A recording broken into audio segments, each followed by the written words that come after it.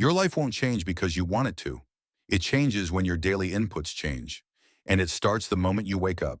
No snooze, no negotiation. When your alarm goes off, your brain is testing you. Pass the first test, and the rest of the day follows. Get up immediately. Then move your body. Not an hour-long workout, just 5 minutes. A walk, a few push-ups, anything uncomfortable. This isn't about fitness. It's about teaching your nervous system that discomfort doesn't control you. Drink a full glass of water. Hydration controls your energy, your focus, your mood. If time permits, take a cold shower. It shocks your system awake, builds resilience, reminds you that comfort is optional. Now your brain is online. This is where most people ruin it.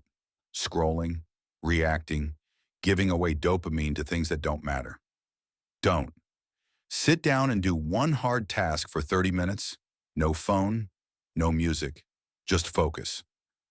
This is how momentum is built, by doing what you avoid before the world distracts you. Then fuel yourself properly. Keep it simple. High protein, whole foods, minimal sugar, no junk. Eat to function, not to escape. Sugar crashes your energy. Junk food clouds your thinking. A clean diet clears your discipline. Read 10 pages every day. Not motivation, skills, mindset, perspective. At night, this matters. No phone 1 hour before sleep. Silence is recovery. Write down 3 things. What you did well, what you wasted time on, what you'll fix tomorrow.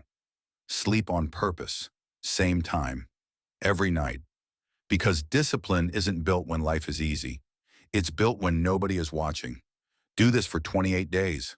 No perfection, no excuses, just consistency. And by the end of February, you won't need motivation. You'll have momentum, and momentum changes everything.